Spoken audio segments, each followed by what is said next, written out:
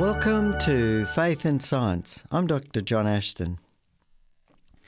Earlier this week, I was asked by a young person, how old do I think the Earth is? And I said, well, I think, the Earth is about, 6,000 years old or so. And he was surprised. He said, well, how do you know that? And I said, well, the only way really I can know that is from the Bible, because this is the only sort of time scale that we have. So that's really in terms of knowing. How can we know? We have this revelation from God as God spoke to holy men in the past who had an experience with God. They had supernatural experiences with God, and God revealed to them the history of the earth. And Moses, of course, was one of those people who wrote this down in the early books, and particularly the book of Genesis, where God talks about creating. God revealed to Moses that the earth was created in 6 literal 24-hour earth days. And we have the story of the patriarchs, and we can work out, or the descendants of the first couple, Adam and Eve, we can work out from the ages when their children had children and so forth, that the creation event took place about 1,500 years or thereabouts before Noah's flood. And then from histories, we can work out that Noah's flood was about 4,500 years ago, roughly speaking. And so we add those two together, we get 6,000 years. So prior to Noah's flood, of course, there's the only history that we have is that was recorded in the Bible. But one of the fascinating things is that there are these flood accounts around the world in most of the cultures. And I've talked about this before.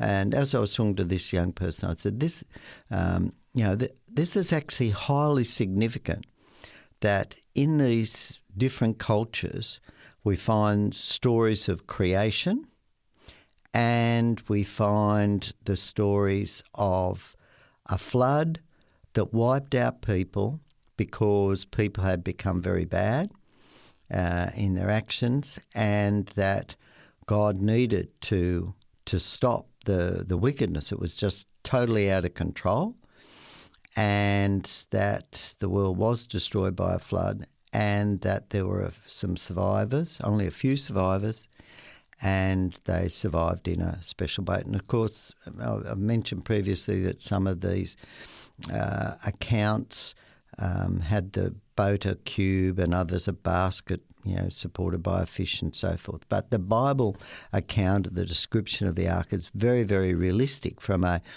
knowledge now of seaworthiness, of design, of craft to withstand storms and so forth. Makes a lot of sense in its size.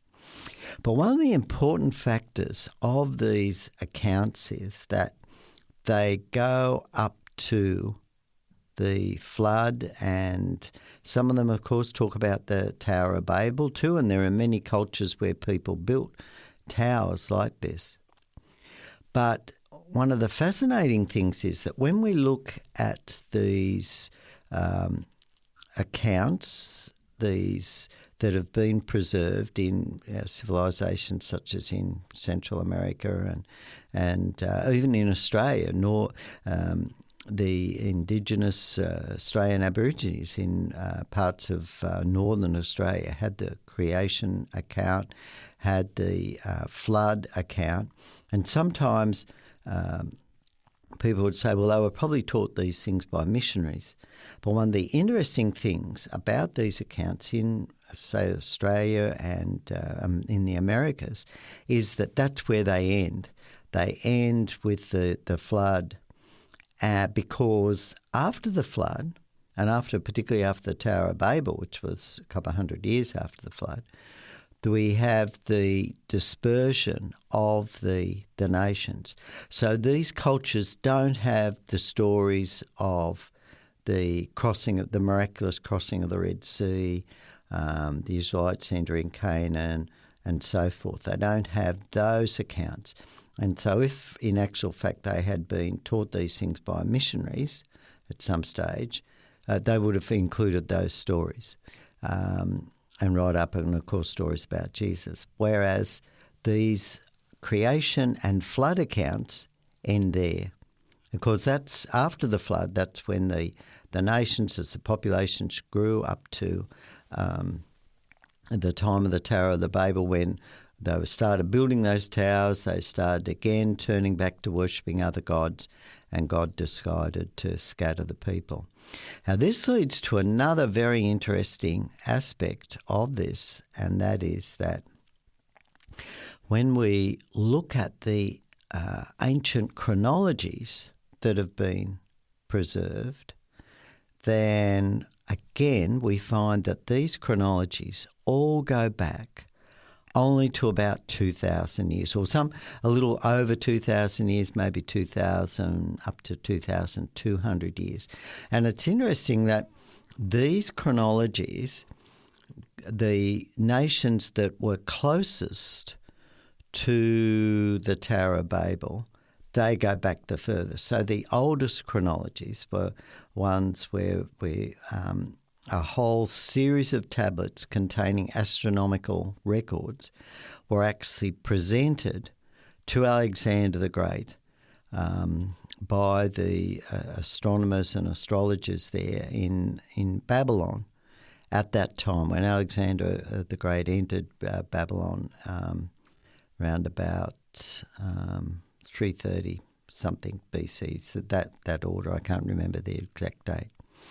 So when we count back from they have the exact number of years, I can't remember the exact number of years, but when we add them up and you add the 330, because it was 330 BC to that, it actually takes you back to a time a couple of hundred years after the flood. From memory, I think there was about 1,900 years of records, so given to Alexander the Great. So, and that took them back to the Tower of Babel time, and just before that, the Tower of Babel time. So that's the oldest chronology. That is a history of astronomical records that go back, and these were preserved on clay tablets. When we go to the history of Egypt, that was recorded by Manetho, for example, who was a priest that lived a couple of hundred years BC during the Greek occupation of Egypt. And again, when we look at the history that he wrote down of when Egypt was sort of conquered and other histories, again we find that was a little bit later, about 100 years later after the Babylonian history started than the Egyptian history started. And so this goes back to just over 2000 BC. And then when we look at Greek history, it's a little bit more recent again. And then when we look at Chinese history, it goes back about, the Bamboo Annals go back to about 1900 BC, just below 2000 years BC. So when we look at these chronologies, when you write them down, you can see the youngest ones were furthest from the Tower of Babel, such as China. And so this again reflected the spreading of the nations from that time. So these are actual historical records that have been preserved, and they corroborate really strongly the biblical dating for the flood. Now, of course, people can say, well, hang on. What about all this, tree ring dating, ice core dating, and the carbon-14 dating, where we go back tens of thousands of years? And, of course, we know there's a lot of popular talk about the Indigenous Australian Aborigine people being here for 40,000 years, these sort of things. And the same one more recently in Chinese culture, the Some of the literature that I've seen, again, pushes back the carbon-14 dating of some of their artefacts and so forth. I guess they get it from the carbon-14 dating, but they're pushing back the dates of some of their remnants of civilization now in China back to, again, in the order of 30,000, 40,000 years. But when we look at these dates, and I've talked about carbon-14 dating before, we have to remember that these dates are based on the carbon-14 levels in the current atmosphere at the present time, and they do the calculations. And also, they have to be, the amount of carbon-14 that they find has to be calibrated against a calibration curve, because we don't really know what the carbon-14 dating was in the past. And so when we do the measurements relevant to, and we get an age based on the current levels, and these dates are then dated as before present, which is before actually 1950. That's the arbitrary date that's chosen as before present. We have to take that carbon-14 measurement, and because variation in the Earth's magnetic field, varied cosmic rays which produce the carbon-14, we don't actually know what the carbon-14 level was back then. There was dilution effects because we don't actually know how much carbon dioxide was there. A lot of the carbon dioxide has been locked up since in coal and so forth since the flood. There's a whole lot of messy variables there. So the carbon-14 dating has to, in actual fact, be, as I've mentioned before, calibrated against the tree ring dating and ice core dating. Now, this is very interesting because just recently I was reading some research that was done where they were looking at the ice layers that were formed, and they were doing some isotope measurements of and looking at fallout and carbon dioxide changes. And they were looking, and they just drilled down an ice core, and it was 2 metres. And they said this represents approximately 1 year of snow deposition down in Antarctica. And they were doing a lot of studies on the ice layers in this area. And it's quite fascinating because here we've got approximately 2 metres of ice deposited over approximately 1 year. And yet we have, say, 2 kilometres of ice core that go back hundreds of thousands of years. Yet when we look at that, that would represent really somewhere between 1,000 and 2,000 years when you look at the rate of deposition. Because if you have 2 metres deposited in a year, then it's going to take 1,000 years to deposit 2 kilometres. So there's a whole lot of issues with that ice core dating, and I've talked about that.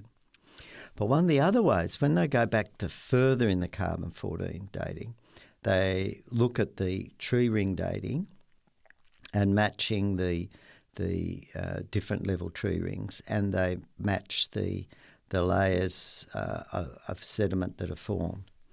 Now, one of the very interesting things that has been revealed when geologists have gone in and studied what happened after the Mount St. Helens eruption is really, really revealing. Because a couple of things happen. When Mount St. Helens erupted on May 18 in 1980, this huge eruption blew out the side of the volcano. There was a massive amount of mud, water movements, and landslides and so forth associated with the eruption there. A whole lot of forests were just blown away and shattered, and as a result, of course, there's a lake formed, Spirit Lake, near the Mount St. Helens Spirit Lake, and as a result of the explosion, the water surface is now 75 metres higher than the pre-eruption area, and it now covers an area of approximately 10 square kilometres, or about twice the area before the eruption. And one of the things that they've found is what many of the trees, as a result of a giant water wave that was 260 odd metres high, that's 860 feet high, that scored the north slopes of the lake, and it dumped about 1 million logs into this lake, forming a floating log mat. Now, what happened was, over time, these logs, many of them floated upright. And over the first 10 years or so after the eruption, about half of the original log which floated in the lake sank to the floor of the lake.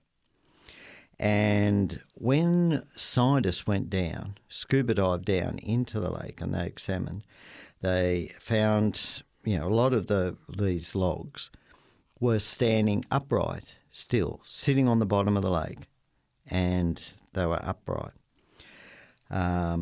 Some of the logs had roots attached. Most of them had, all the tops had been blown off the trees, and so it was the thick part of the tree, the trunk of the tree.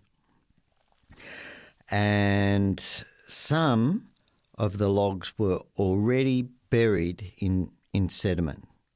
About 1 metre deep already was the logs had been, these logs. So they were buried in this upright position in the bottom of the lake, covered with sediments that had been washed in already. Some of them were about 1 metre deep. But the upright trees were at different depth levels in the lake. Now, this actually was a highly significant observation, because at a place called Specimen Ridge in the Yellowstone National Park, there is a similar preserved forest of vertical trees that have been preserved. And these trees are at different levels up the slope. And so these have been interpreted by scientists using the dendrochronology and aging the trees as representing many different forests growing successively in the same place over a long period of time.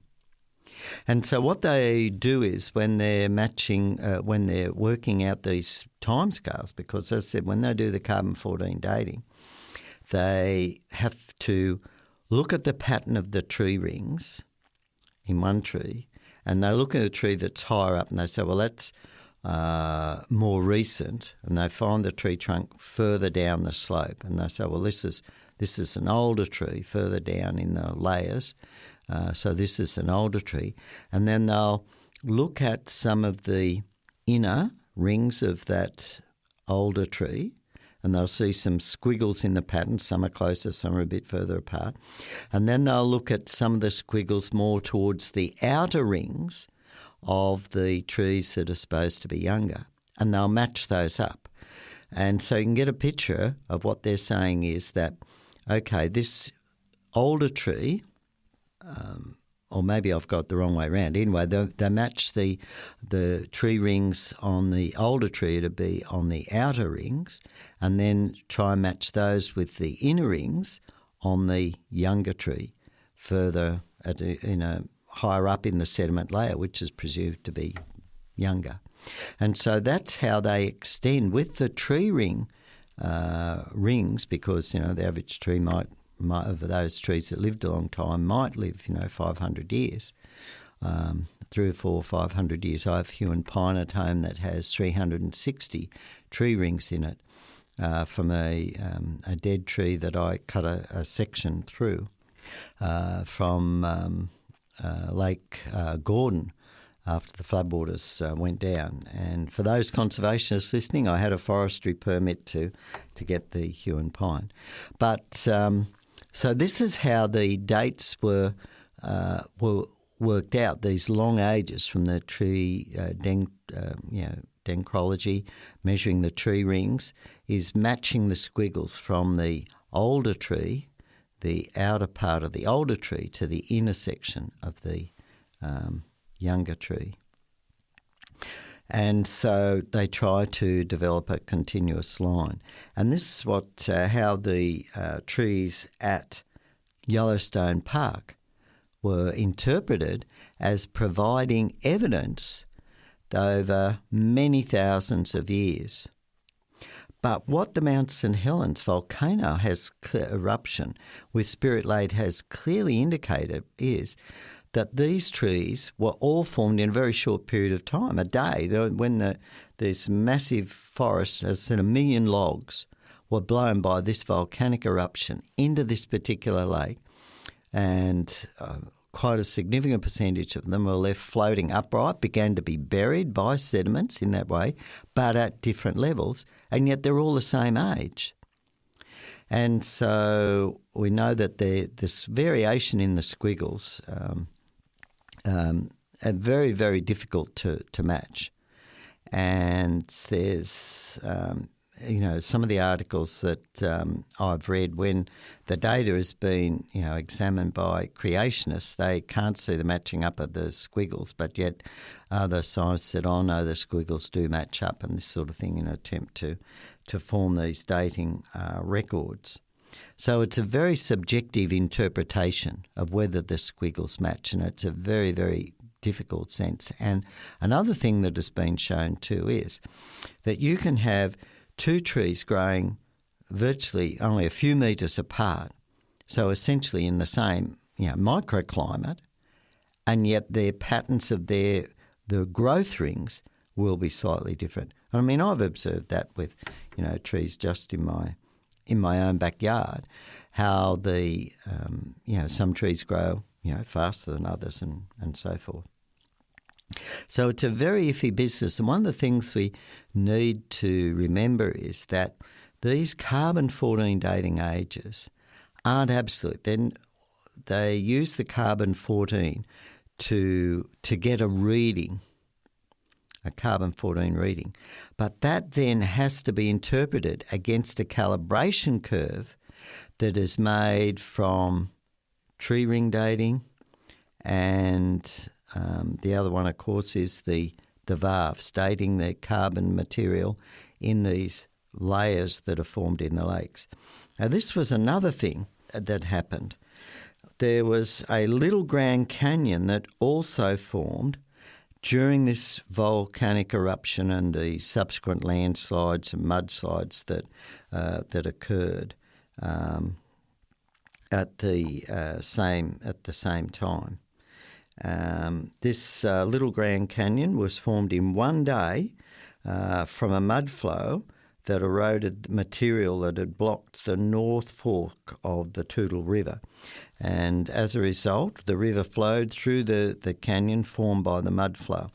Now, of course, in the past we've been taught that these canyons are formed by the river flowing through the canyon over millions of years. And so this little Grand Canyon on the Turtle River, the eruption and the landslide had moved up to 180 metres of new strata in different places had formed. And so it's interesting that these strata had formed as a result of the different mud flows and so forth as a result of the eruption. And one of those, one section that was looking that the geologists found was there was a 25-foot thick or 8 metre thick deposit, and this deposit consisted of thousands of thin layers of material. Now, if you looked at that 8 metre series of layers, which was formed in less than one day, as a matter of fact, it probably only formed in a few hours, which was formed by the ash layer moving down, that would have been interpreted as occurring over thousands, if not millions of years. And so when we see these eruptions that occurred and the effects of the eruptions and the layers that occurred that deposited this material and buried it very rapidly, the Mount St. Helens eruption has showed that these strata layers that have been interpreted as these layers, each representing a year. In actual fact, thousands of these layers can form in just a few hours. And this is highly, highly significant because when they carbon date the material trapped in these valves and the layers, and I've read some of the review papers myself, that the material is often described as being, looking very fresh material, the leaves and the organic material that is preserved. And again, this is evidence that this material was buried very, very rapidly. You're not going to have fresh-looking leaves preserved if they've been sitting there and this is just an annual layer and then the leaf somehow got buried and was preserved there for a year. It's going to break down and we all see how quickly leaves break down once they fall off trees. So when we look at this evidence, and the Mount St Helens eruption provided massive evidence showing that the sort of strata that scientists have traditionally interpreted as taking place over hundreds of thousands of years and millions of years can happen in a day, in a couple of days. These effects can happen. And it's a beautiful illustration of this. And the other thing that we know, when we walk around, there's remnants of volcanoes just about everywhere, and lava flows and dikes and sills that have spilled out, showing that there was a time on the surface of this planet Earth where there was massive volcanic activity. And of course, the Bible talks about the fountains of the deep opened up. And I believe this isn't just talking about just water fountains opening up, but it's also talking about lava and volcanic materials opening up as well. So a time of massive volcanic activity that created these formations. So when we look at the dating, we have the biblical account, that's to me, and the historical accounts have been preserved. They're the most reliable accounts that we have. And they tell us that the earth is young, that the surface of this earth is young, that life on earth is recent. You've been listening to Faith and Science, and remember you can look at previous programs or re-listen to this program by going onto the web and Googling 3ABN Australia, or one word, 3abnaustralia.org.au, and click on the listen button, and a range of radio programs will come up, including Faith and Science and Science Conversations and other really great programs as well. I'm Dr. John Ashton. Have a great day.